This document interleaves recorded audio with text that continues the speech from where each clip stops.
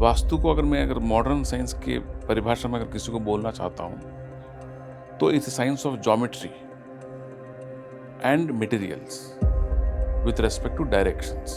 जगह कभी अपवित्र नहीं होती, प्रकृति is always good, nature is always good. Vastu के बारे में जब हम बात करते हैं तो वास्तु का रेफरेंस कितना पुराना है? वास्तुशास्त्र, एस्ट्रोलॉजी सब वेदांग में आते हैं। जैसे 12 घर आदमी का हॉरोस्कोप निर्मित होता है पूरा जिंदगी, उसमें चतुर्थ भाव में स्थिर आस्ति मतलब एसेट्स आते हैं, उधर वास्तु का दर्शन देता है। वास्तु दोष ऐसा कोई शब्द वास्तुशास्त्र में नहीं है, फिर कहाँ से दोष का शब्द है कोई ही वास्तुशास्त्र में ऐसे दोष वास्तु दोष ऐसा कुछ नहीं। वास्तुशास्त्र ये कहता है हमारे पास 8 डायरेक्शन है, पंच महाभूत है, इन सब के सम्मेलन में आपकी जिंदगी को कैसे सजाते हैं और सरलता से उसकी बेनिफिट कैसे लेते हैं और कैसे लेना चाहिए, यही वास्तु ने कहा है। दोष का शब्द कभी इस्तेमाल यूज ही नहीं किया। फेंग शुई बहुत पॉपुलर हो गया है इंडिया में, वो कितने इफेक्टिव होते हैं? ये फेंग शुई जो एनर्जी और एयर एंड वाटर एनर्जी जो बात करते हैं, वो इसी हिंदुस्तान का ही सब्जेक्ट है वास्तु का। वो अट्रैक्टिव इसलिए लगता है क्योंकि वो they simplified the whole subject into merchandise. Colour combination की डॉक्टर राव अगर मैं बात करूं तो कलर कॉम्बिनेशंस कैसे होने चाहिए? Functionality versus colour. वास्तु शास्त्र के प्रिंसिपल्स क्या होते हैं?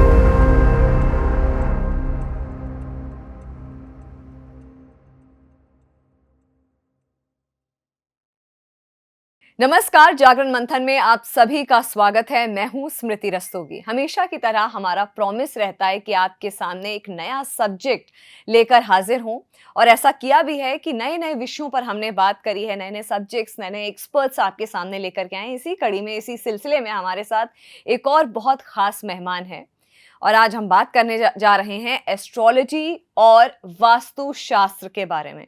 तो हमारे साथ स्टूडियो में आज हैं एस्ट्रोलॉजी और वास्तु एक्सपर्ट डॉक्टर रवि राव।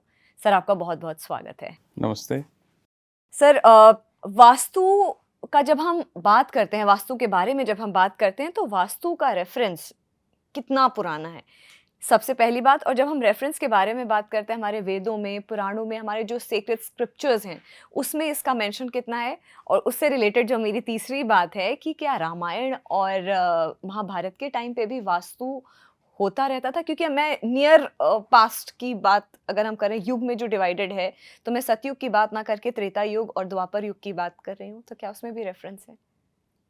अभी आजकल जो दुनिया में जो पॉपुलर वास्तु है वो 2 तरीके के वास्तु है, मयमतम वास्तु, विश्वकर्मा वास्तु। विश्वकर्मा की वास्तु के बारे में रामायण में जिक्र किया गया है।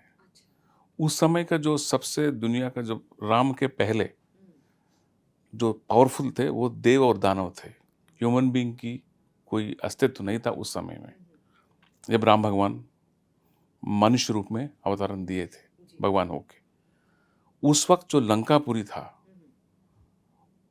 It was made by Vishwakarma, सबसे श्रेष्ठ देव आर्किटेक्चर बोलते थे उसको। उसका निर्माण किया हुआ लंकापुरी की जिक्र होती है, वो रामायण की बात थी।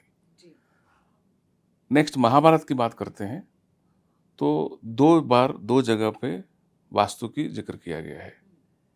एक लाक्षागृह में, जहाँ पे सिंगल डोर घर बना के वो लोग आग के चक्कर में आते हैं, पांडव बचते हैं स्वर्ग मार्ग के द्वारा, वो एक वास्तुशास्त्र थी। बाद में जो 5 गांव कृष्ण भगवान ने कौरवों से बात करके दिलवाता है, उसको विश्वकर्मा निर्माणित इंद्रप्रस्थ बोलते हैं। इंद्रप्रस्थ, वो इंद्रप्रस्थ उस जमाने का इंद्रप्रस्थ आज स्वयं दिल्ली है। जो हस्तिनापुर, कुरुक्षेत्र हम जानते हैं, जो युद्ध हुआ है, जो इंद्रप्रस्थ उस समय विश्वकर्मा ने निर्माण किया है, वो यही जगह पे निर्माण किया हुआ है। So vastu always refers to construction. Construction की देवता विश्वकर्मा। आज हम विश्वकर्मा को भूल चुके हैं, बाकी सब बातें कर रहे हैं। ये आश्चर्य की बात है। विश्वकर्मा जयंती करके साल में एक बार आता है, सब लोग जय जय कर देते हैं, but Vishwakarma is the God for entire construction industry. Tools की बेसिकली हम फैक्ट्रीज में पूजा कर देते हैं, या अपने अपने जो औजार होते हैं टूल्स की पूजा करते हैं, विश्वकर्मा जो दिवस होता है। लेकिन वास्तु से रिलेट करना, आई थिंक ये एक बहुत इंटरेस्टिंग एस्पेक्ट है, जो आप बता रहे हैं। एक और जो बात मेरे मन में आ रही है डॉक्टर राव, कि ये साइंस, हम इसको साइंस कह सकते हैं? ये साइंस वास्तुशास्त्र ही को? है। हुँ, साइंस मुझे इसलिए मैं साइंस की नॉन बिलीविंग से बिलीवर जब बनता है, साइंटिफिक दृष्टिकोण से देखना पड़ता है, उसको समझना पड़ता है। जब मैंने ये समझने की कोशिश किया था, वास्तु को अगर मॉडर्न साइंस के परिभाषा में अगर किसी को बोलना चाहता हूँ, तो it's science of geometry and materials with respect to directions. इन तीनों को अगर साथ में पढ़ा जाए, अध्ययन किया जाए और उसको अपनी एडवांटेज के लिए मिश्रित करेंगे, वो वास्तुशास्त्र बनता है। ऐसा मेरा अनुभव में मैं कह सकता हूँ। हुँ।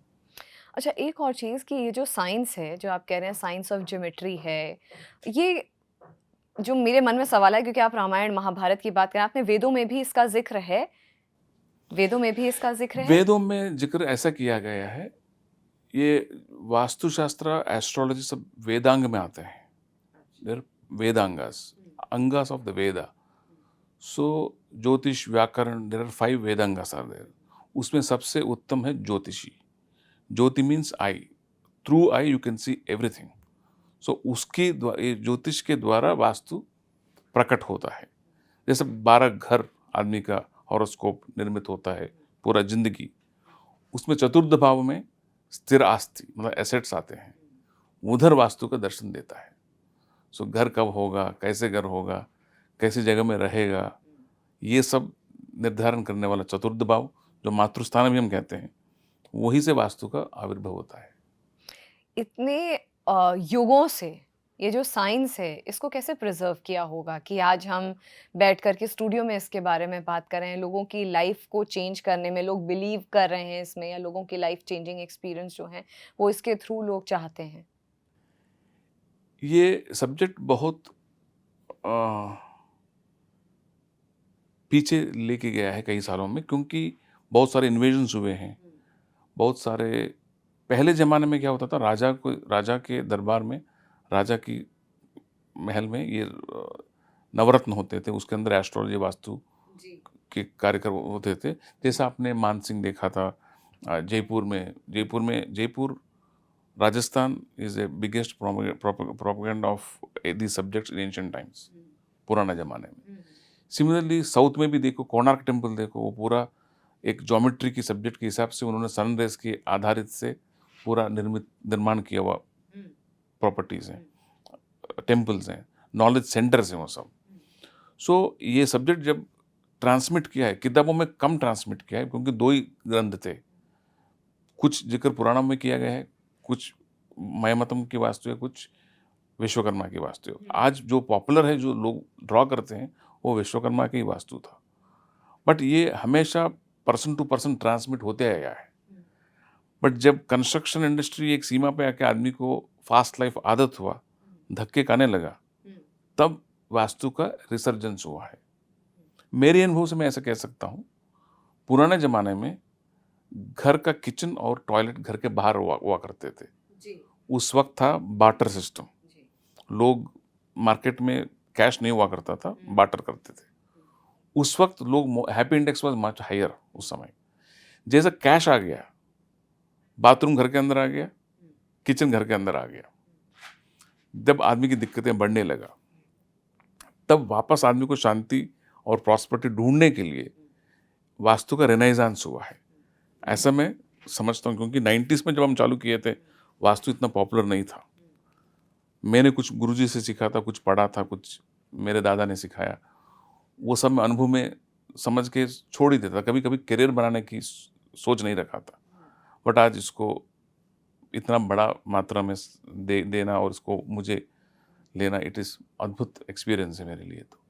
तो आप कह रहे हैं कि पर्सन टू पर्सन ये जो विद्या है, ये जो नॉलेज है, वो पास ऑन हुई है, और अब जाकर के जो हम इस ईरा में बैठे हुए हैं, तो ये एक श्रुति के माध्यम से, क्या हमारे पास ऐसे स्क्रिप्चर्स भी हैं वास्तु शास्त्र के इस ऊपर? वास्तु का स्क्रिप्चर्स तो है, जैसे मैंने बोला, बुक्स है, विश्वकर्मा का बुक्स है, हुँ, मयमतम बुक्स है, हुँ, किताबें हैं, हुँ। बट उनकी मॉडर्न इंटरप्रिटेशन करने वाला, उसको समझने वाला, डिकोड करने वाला। डिकोड करके जी। उसको अनुभव से प्रैक्टिस करने हुँ, वाला हुँ, चाहिए। वो चीज़ से ही आदमी इसको आते हैं। बट आप हिंदुस्तान में देखो, हर हर स्टेट में, हर स्टेट में हिंदुस्तान में, पूरा भारत में स्ट्रक्चर की, कंस्ट्रक्शन की डिज़ाइन अलग होता है। आपको दिख जाता है कि ये स्ट्रक्चर, ये कल्चरल इन्फ्लुएंस इस स्ट्रक्चर में है। Suppose British left India, last rulers, so British influence ये पूरा दिल्ली जयपुर में आपको ब्रिटिश इन्फ्लुएंस दिखाई देगा। आप लंदन जाके देखिए, कंस्ट्रक्शन में फ्रंट यार्ड बैक यार्ड मिलेगा, साइड्स में कुछ नहीं मिलेंगे। दिल्ली में और जयपुर में आपको वो सब दिखाई देगा।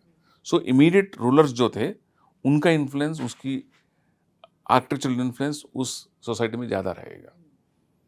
जहाँ वो कम रूल किए थे, वहाँ पे इन्फ्लुएंस, स्ट्रक्चरल इन्फ्लुएंस अलग है।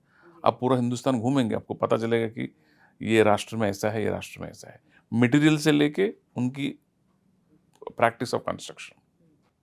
अच्छा, आपने नाम लिया कि एक विश्वकर्मा एक वास्तु है और एक मायामतम वास्तु है। इन दोनों में डिफरेंस क्या होता है? Vishwakarma vastu is more acceptable है, मोर सरल है, मोर जो भी आज प्रैक्टिस करते हैं वो लोग अपना अपना फ्लेवर ऐड करके अलग अलग नाम ले चुके थे। But actually it is only Vishwakarma vastu. Traditional vastu ही सही है, उसी को फॉलो करना चाहिए, सब कुछ उसी के अंदर आते हैं। ये अलग बात है कि उसको क्रेडिट देना नहीं चाहते हैं या कुछ दूसरा अपना ऐड करना चाहते हैं, खुद का कुछ बताना चाहते हैं, वो अलग बात है।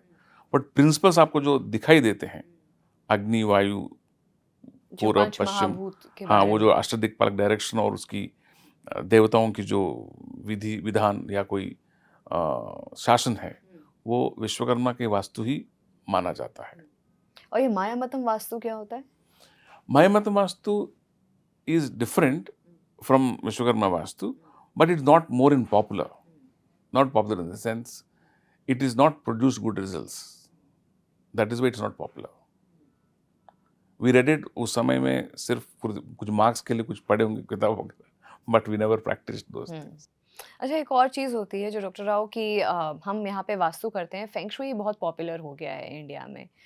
और इससे लोग जैसे कि फेंग शुई में जैसे कोई फीनिक्स हो गया या जैसे हॉर्स हो गया, उसको किस डायरेक्शन में रखना है। हॉर्स की भी अलग-अलग फॉर्म्स होती हैं। एक हॉर्स के पैर ऐसे होने चाहिए या स्टेबल हॉर्स, ऐसे मंकी हो गया, ऐसे रखना चाहिए। वो कितने इफ़ेक्टिव होते हैं? वेरी इंटरेस्टिंग है ये। मिडिवल टाइम्स में, एंशियंट टाइम्स में दूर दूर देशों से ट्रैवलर्स आते थे। वो ट्रैवलर्स को राजा ने अपने इंटेलेक्चुअल क्लास से इंटरेक्ट कराते थे। वैसे ही समय, उसी समय में म्यूजिक का एसिमुलेशन हुआ है, ज्योतिष और वास्तु विद्या का भी एक्सचेंज हुआ है। जब वो लोग अपने अपने देश वापस जाते थे, पूरा टेक ओवर नहीं कर पाए थे, इसी विद्या को अपने अपनी भाषा में वहाँ पे अपनी लोगों को मदद करने के लिए अभ्यास करके उनको बनाए थे। ये फेंग शुई जो एनर्जी और एयर एंड वाटर एनर्जी जो बात करते हैं, वो इसी हिंदुस्तान का ही सब्जेक्ट है वास्तु का। वो उस देश में जाके वापस हिंदुस्तान इंपोर्ट होके आई थी। और उसको वो अट्रैक्टिव इसलिए लगता है क्योंकि वो they simplified the whole subject into merchandise. आप ग्लास लगाइए, व्हाट यू कॉल प्रिजन लगाइए, इसको व्हाट यू कॉल स्फटिक, कोई मिरर लगाइए, स्फटिक और सो ऑब्जेक्ट्स लगाते हैं। सो जब आप जो हॉर्स की बात कर रहे हैं, हॉर्स की बात हिंदुस्तान एस्ट्रोलॉजी में साउथ साइड के बोलते हैं। सो हर एनिमल का एक डायरेक्शन है। क्रो की डायरेक्शन वेस्ट है, हॉर्स का साउथ है। सो उस animal representation nothing but planetary influence. So उन लोगों ने उसको मर्चेंडाइज बना के, ठीक है आप कुछ चेंज नहीं करते तो वहाँ पे हॉर्स लगा दीजिए, वहाँ पे ग्लास लगा दीजिए, वहाँ पे ये चाइम लगा दीजिए। इन चीज़ों रख के उसी को उन्होंने दूसरे लैंग्वेज में समझाया गया है, इसलिए वो ज़्यादा पॉपुलर हुआ है। क्योंकि आज फास्ट दुनिया है। पहले के ज़माने में क्या होता था, घर परिवार के लिए बनाया करते थे। एक परिवार को घर चाहिए इसलिए घर बनता था। मिडिवल टाइम में, पोस्ट 90s के टाइम में क्या हुआ है, घर बनने लगे, बनाने वाले कोई और है, रहने वाले कोई और है। उसके बाद अभी क्या हुआ, 2000 के बाद residence become a speculative commodity, एक सट्टा हो गया है। मैं 10 रुपये में 10 घर खरीदूंगा, 20 रुपये में बेचूंगा, पैसे चाहिए, बिल्डर्स। सो उस वक्त वास्तु का बिगेस्ट सेटबैक आया है। हम सोचते थे कोविड के साथ में वास्तु भी बंद हो जाएगा, बिकॉज इतना सब उत्पात मच चुका है। बट कोविड के बाद हर जगह पे ऐसा नया रूप दिखाई दे रही है। एज ए प्रैक्टिशनर मैं देख सकता हूँ, मैं प्रैक्टिस तो हूँ इसके अंदर। बिल्डर कम्युनिटी में instead of investor focus now there customer focus है। एंड कस्टमर को ही घर बेचना चाहते हैं। जब एंड कस्टमर को घर बेचना चाहोगे तो कस्टमर के हिसाब से ही घर बनवाना वो शुरू गूगल कर देख दें। के किसी को जी। पकड़ के वास्तु का ही घर चाहिए उसको। पहले जैसे वो कॉम्प्रोमाइज नहीं होता था, इसलिए वास्तु का फर्दर रिनाइजेंस हुआ recently. It is become more and more popular. That is way आप तक पहुंच गया। हर आदमी आज वास्तु बात करता है। लेकिन ऐसा तो नहीं है डॉक्टर राव कि जैसे कोविड के बाद से लोगों का अंधविश्वास बढ़ गया हो बहुत ज़्यादा, तो कहीं ना कहीं कि हमें ये घर सूट करना चाहिए, ये हमारा जो ज्योमेट्रिक जो डेमोग्राफिक एरिया है हमको यहाँ पे रहना है, या ये चीज़ सूट करे, क्योंकि जिस तरह का जैसा आपने बोला एक टर्मोइल था, तो ऐसा तो नहीं इसको इस तरीके से कनेक्ट अगर सोचे तो। मैं प्रैक्टिस चालू किया 1807 में। अगर उस वक्त कोई बोलता मैं अंधविश्वास को मानता था। आज वास्तु को अंधविश्वास में बोलना नॉट करेक्ट है। Vastu is absolutely scientific.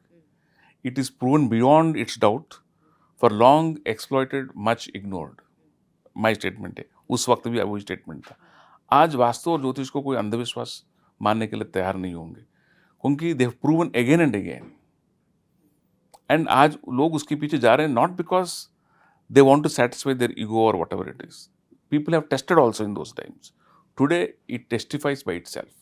मैं किसी एक आदमी का नहीं बोलूँगा, किसी एक आदमी की वजह से या किसी एक माध्यम को मैं नहीं दूंगा, बट वास्तु की मेरिट के हिसाब से ये वापस उभर के लोक कल्याण के लिए लोग ये फॉलो करते हैं और बेनिफिट मिलता है, इसीलिए उसको आगे बढ़ावा देते हैं। मैंने ये सवाल इसलिए किया डॉक्टर राव क्योंकि आपसे मेरी इस शो से पहले डिस्कशन भी हो रही थी और बातें भी हो रही थी, तो ये था कि लोग आजकल डर गए हैं, अगर ऐसा हो गया तो ये है। तो आपने एक बहुत अच्छी बात कही थी कि डर की दुकान के बारे में आपने जिक्र किया था। आपने बोला कि वास्तु दोष क्या है, मैं उस संदर्भ में बोला था। जी। लोग दोष का शब्द बना के उसको एक दुकान बना दिया है। वास्तु दोष ऐसा कोई शब्द वास्तुशास्त्र में नहीं है। फिर कहाँ से दोष का शब्द है कोई ही नहीं। वास्तुशास्त्र में ऐसे दोष वास्तु दोष ऐसा कुछ नहीं।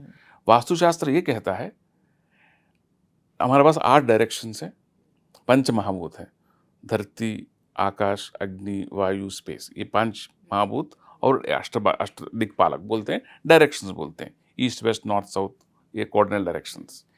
इन सबके सम्मेलन में आपकी जिंदगी को कैसे सजाते हैं और सरलता से उसकी बेनिफिट कैसे लेते हैं और कैसे लेना चाहिए, यही वास्तु ने कहा है। दोष का शब्द कभी इस्तेमाल यूज ही नहीं किया है। बट स्पीड और पॉपुलेशन की भीड़ में क्या चलता है, डर जल्दी फैलता है और डर ज़्यादा बिकता है, उसका भाव बनता है, इसलिए इसको दुकान बना रखा है लोग ने।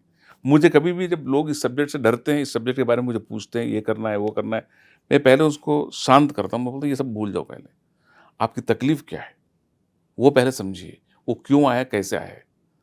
अगर आप कुछ नहीं करते हो तो रिजल्ट भी कुछ नहीं आएगा।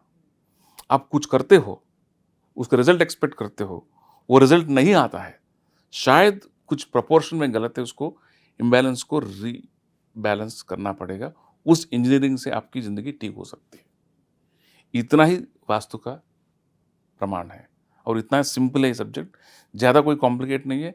और मैं तो इस, जैसे मैंने दोष की दुकान बोला, वो दोष की दुकान में मुझे दुख नहीं होता कोई आदमी उसको एडवांटेज करे, डिसएडवांटेज करे, बट मैं उनको विश्वास नहीं करता हूँ, मैं उनको नहीं मानता हूँ। वास्तु दोष को आप कह रहे हैं कि कुछ नहीं होता है वास्तु दोष, और जो भी होता है डायरेक्शंस होते हैं। This brings me to my next question कि वास्तु शास्त्र के प्रिंसिपल्स क्या होते हैं? कलर कॉम्बिनेशन, डायरेक्शन का आपने मुझे बताया, कलर कॉम्बिनेशंस भी होते हैं? या मैं कहता हूँ वास्तु का एक प्रिंसिपल, जैसे मैंने बोला ना, सपोज एक घर लेते हैं, घर का एक नियम है। घर क्यों बोला हमने, घर में एक डेफिनेशन, वेदर सिंगल बेडरूम हो या 10 रूम का पैलेस हो, फंक्शनैलिटी एक डेफिनेशन है। एक जगह पे खाना बनेगा, एक जगह पे खाना खाएंगे, उसको डाइनिंग बोलते हैं, किचन बोलते हैं। सोने के घर में बेडरूम बोलते हैं, हेड ऑफ द फैमिली को मास्टर बेडरूम बोलते हैं। ये सब एक टर्मिनोलॉजी है, उसका एक पर्टिकुलर डायरेक्शन का दिया गया है। वो सब सभी जानते हैं, आजकल तो दुनिया है। अग्निकोण में किचन होना चाहिए, वायु कोण में भी किचन हो सकते हैं, मास्टर बेडरूम साउथ वेस्ट में होना चाहिए, ये सब दिशा दिया गया है, ठीक है ना। अगर वो चीज़ें फॉलो करते हैं तो रिजल्ट आना जरूरी है। उसमें वो फॉलो करने के बाद रिजल्ट नहीं आया, ऐसा कुछ मैंने नहीं देखा है। अच्छा, आपका बहुत सिंपल सा लॉजिक आप ये बता रहे हैं इंजीनियरिंग की जो आपने बात कही कि जो चीज़ जिस दिशा के लिए बनी है उसको उस दिशा में कंस्ट्रक्ट करें या उस दिशा में उसको ऑपरेट करना शुरू कर दें। And they will bless simple. You without caste और क्रीड, विदाउट धर्म, कोई भी चीज़ नहीं। ये मानव कल्याण के लिए बनी हुई सब्जेक्ट है। उस समय कोई कैस्ट था ही नहीं, ना ना ना ना, ना वार है, ना युग, ना कोई डेट है, सब कुछ समान था। उस समय में अच्छे से काम करता था। सो ये अगर फॉलो करते हैं तो रिजल्ट मिलता है। सो दोष जो शब्द जो यूज करते हैं, दोष ऐसे इसमें कुछ है ही नहीं। Guidelines are given to you, follow in the guidelines, you will be happy. अगर कोई आदमी मिसमैच करता है उसको कमर्शियल फायदे के लिए, उसको 10 के बगैर 15 घर करना है, तो कंजेस्टर तो करेगा, ऊपर नीचे करेंगे। कोई आप उसके भाषण कुछ भी बोलो, इकोनॉमिक बोलो, कॉस्ट कटिंग बोलो, या कुछ कैसे करें, क्या करें, सब लॉजिकल। पहले वो सब होता था। अभी पहले क्या था कि 4 घर अपार्टमेंट बनते थे, 1 सही बनता था, 3 एंटी वास्तु बनता था। अभी रिसेंट टाइम्स में, लास्ट 5-6 ईयर्स में 3 वास्तु की फ्रेंडली बन रहे हैं, 1 ही थोड़ा एंटी वास्तु बन रही है। इसका मतलब समय के साथ सुधर गया लोग मांगने से ही हुआ है। इन्वेस्टर की दुनिया में ऐसा नहीं होता था। उसके लिए क्या 4 रुपए में खरीद 10 में बेचना है। अभी क्या है, हर आदमी को ढूंढ के वहां बिठाना है। सो वो गूगल देख के भी आएगा, प्लान अपलोड करेगा, उसको मैसेज आएगा कि 7 स्कोर है, भाई लेना है नहीं लेना है। तो क्या करेंगे? सपोज आप ट्रांसफरेबल जॉब में हो, आप चांस कम होता है, 10 घर में आप ढूंढ के आएंगे तो आपको कोई ना कोई मिसमैच मिलेगा। उसको मिटाने के लिए लोग साधन ढूंढते हैं, जैसे कलर ढूंढते हैं, कोई ऑब्जेक्ट ढूंढते हैं, या बेड को घुमाएंगे, या कुछ और चीज़ें लगाएंगे। इसको मैं दोष ऐसा नहीं मानता हूँ। जितना हो सकता है उतना करना चाहिए। जब वो इफेक्ट करता है, ऐसा नहीं कि ओवरनाइट इफेक्ट करेगा, कुछ मून साइकिल्स इट फॉलो करते हैं। जब इफेक्ट करेगा, अगर उसको आपको समझ में आता है, फर्स्ट आपको विक्टिम को फर्स्ट एक्सप्लेनेशन समझ में आता है, मैं सब कुछ ठीक करने के बावजूद भी मेरा ठीक नहीं हो रहा है, तब इनका इंटरवेंशन आता है, कोई ना कोई रास्ते में आता है। मोस्ट पॉपुलर चीज़ मैं बताता हूँ, जब मैं शुरुआत किया था 90s में, I was learning but I was not believing this subject. Learn तो सीखा तो है ही, बट किसी ने कोई तकलीफ तो ट्राई करते हैं। मोस्ट पॉपुलर केसेस इनिशियली मैंने सॉल्व इन 90s आर 2, बेटी की शादी नहीं हो रही है, मैचेस आते हैं, शादी नहीं हो रही है, वो अच्छा रूम चेंज करो, कलर चेंज करो, बेड डायरेक्शन चेंज करो, शादी हो जाती थी। अच्छा। बहुत फास्ट हुआ था okay. In those days. Then थोड़ा आगे, बच्चे पढ़ता है अच्छे से बट स्कोर नहीं ला पाता है, सीट नहीं ला पाता है।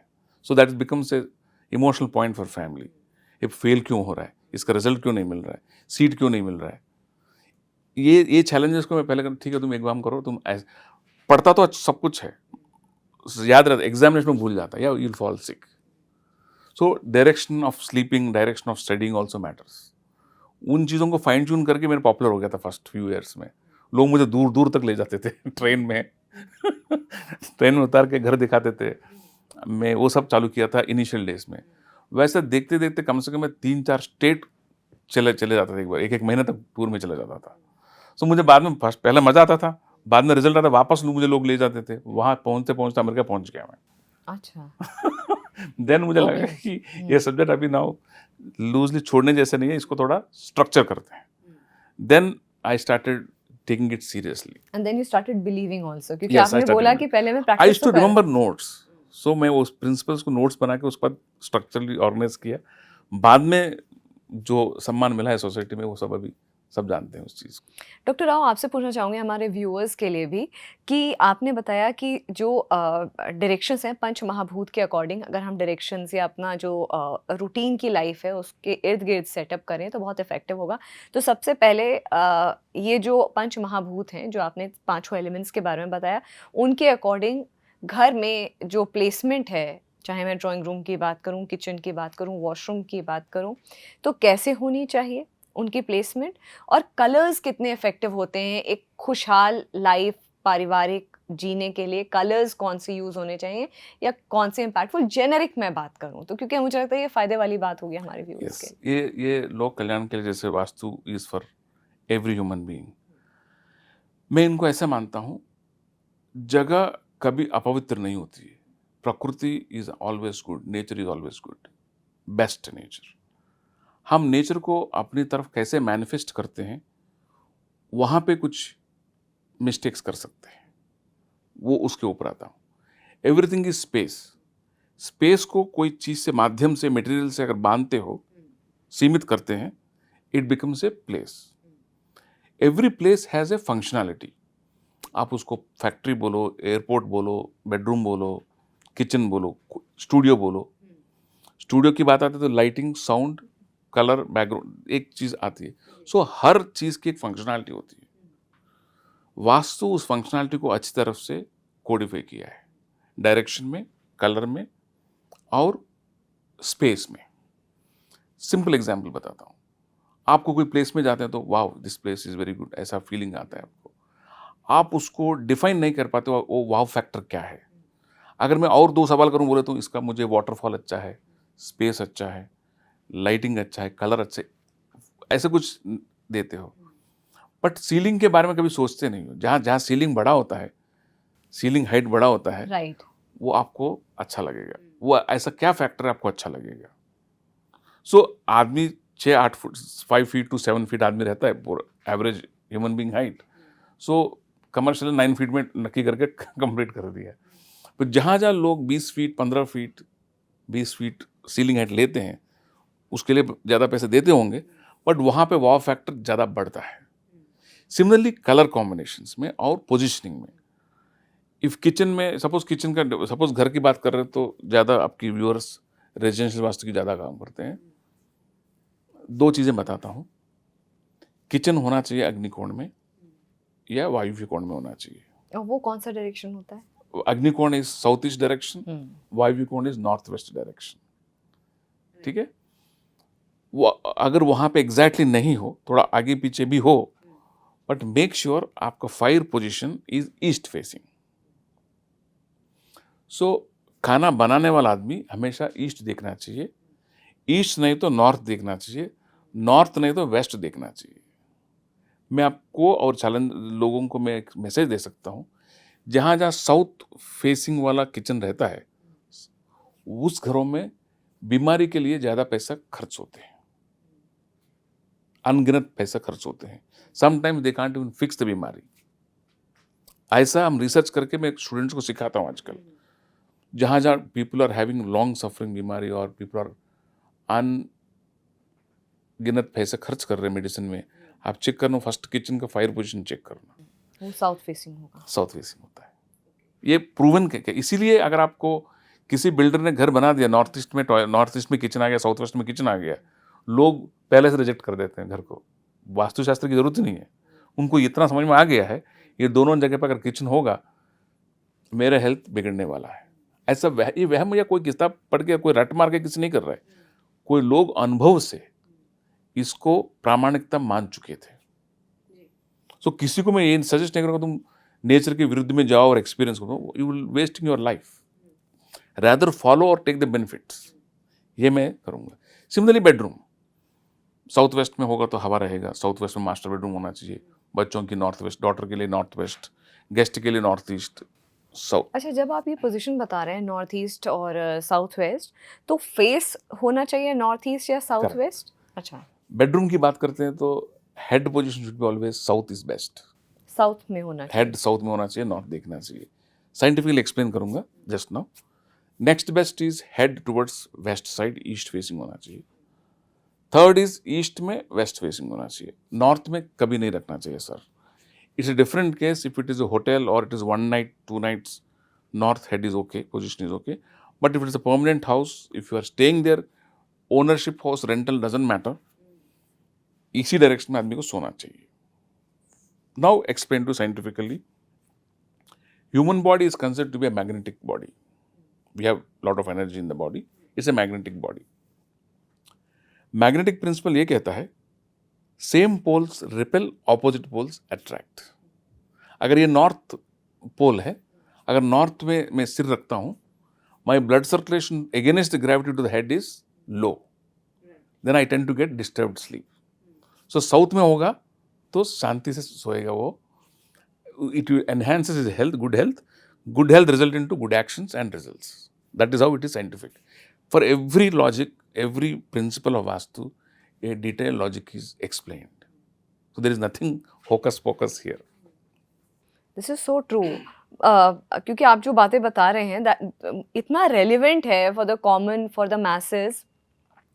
कई ऐसे लोग होंगे जो ये इंटरव्यू सुन रहे होंगे, उसके बाद they will want to reach out to you, क्योंकि सफरिंग्स बहुत हैं और कहीं ना कहीं चीज़ें आपस में रिलेटेड हैं। और वास्तु, जैसा कि हम साइंस ऑफ ज्योमेट्री की बात करें, this is very well said bye you, mention by you, कि हम साइंस ऑफ ज्योमेट्री की बात करें तो ये सारे फैक्टर्स बहुत अहम हो जाते हैं। कलर कॉम्बिनेशन की, डॉक्टर राव, अगर मैं बात करूँ तो कलर कॉम्बिनेशंस कैसे होने चाहिए हैप्पी फैमिली के लिए? कलर कॉम्बिनेशंस में ऐसा है, मैं मेरे किताब में भी लिखा हूँ, मैं बाद में समझाऊंगा किताब के बारे में। Functionality versus colour. अगर आपको पेरेंट्स के साथ या ओल्ड पीपल के साथ घर पे रहते हो, colour of infinity which is blue, blue and grey are the best colours for older people. People who are freshly married, newly married, light colors, pink color, light yellow, light orange, these are the vibrant colors which will set in the mood for them to enjoy their life. That is good for them. People who are students, children who are thriving to be students or 10th class, 12th class, white color is more prominent, good for them. White color. I would not suggest green color for somehow, because green color can create dual thinking. Parents have high expectations about their children. Children अगर अच्छा नहीं करते हैं, मेहनत ज़्यादा करते हैं, so parents की हेल्थ खराब होती है, निराश हो जाते हैं। सो खास करके जो इंटेलिजेंट बच्चा है वो तो हर चीज़ पा ही लेता है कहीं पे कहीं ना कहीं। जो मेहनती लड़का जो होता है, कई लोगों को हार्ड लक फेस होता है। अक्सर ये इधर डायरेक्शन ऑफ फेसिंग स्टडी से होता है या उस रूम में कलर कॉम्बिनेशन की वजह से होता है। खास करके ब्लैक कलर, ग्रीन कलर जो रूम्स में आते हैं, they tend to have this kind of forgetfulness in the nick of the moment. उसके वजह से वो लोग तकलीफ में पाते हैं। उसकी मेहनत में, उनकी एफर्ट में, ईमानदारी में कुछ कमी नहीं होती है, but they struck with bad luck. ये वास्तु का मोर चेंजेस आते हुए मैंने देखा है, उसके वजह से लोग ज़्यादा मानने लगे इस चीज़ को। अच्छा, ऑफिसेज में कौन से कलर्स होने चाहिए डॉक्टर राव? जैसे कि आई एम श्योर कि अलग अलग ऑफिसेज, जैसे फॉर एग्जांपल मीडिया हाउस अलग है, ऐसे में सॉफ्टवेयर कंपनी अलग है, तो जेनेरिक वैसे क्या कोई कलर्स हैं ऐसे जो होने चाहिए ऑफिसेज में? एवरी फंक्शन मतलब जो भी एक्टिविटी करते हैं, आईटी इंडस्ट्री है, ग्रे, वाइट, ब्लू में जाते हैं। मीडिया में मोस्टली रेड में जाते हैं when it comes to news room and work staff, work areas, back offices. Of course studios में ब्लैक ज़्यादा इस्तेमाल करते हैं, ग्रीन ज़्यादा इस्तेमाल करते हैं for whatever CMA reasons of shades and whatever. But if you take the colour into, color is woven perfectly towards the product of business. They will tend to catch speed at a much faster time than the color non-adaptability. So it enhances.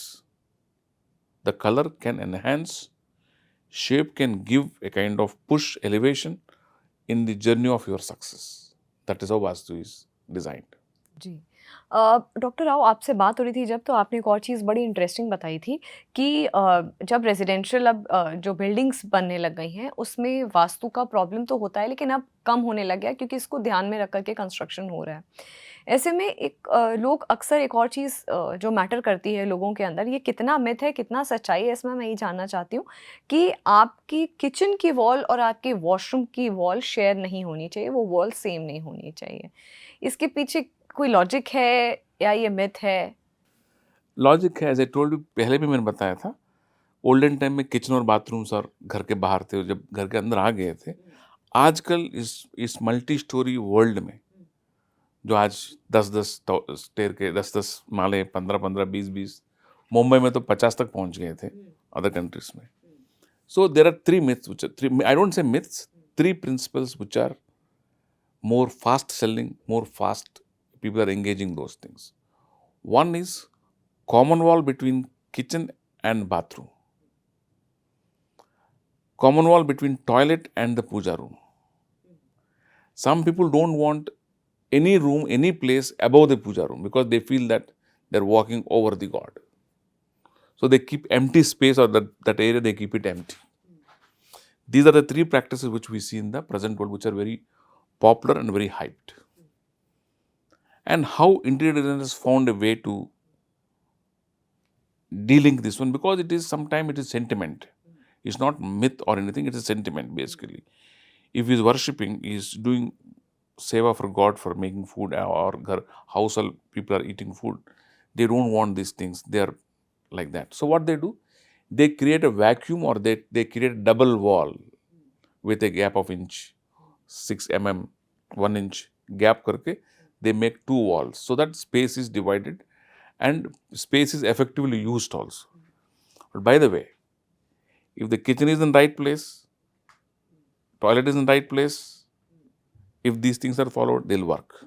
If they're in the wrong place, no matter what you do, वो चीज़ें आदमी को disturb करने की संभावना ज़्यादा है.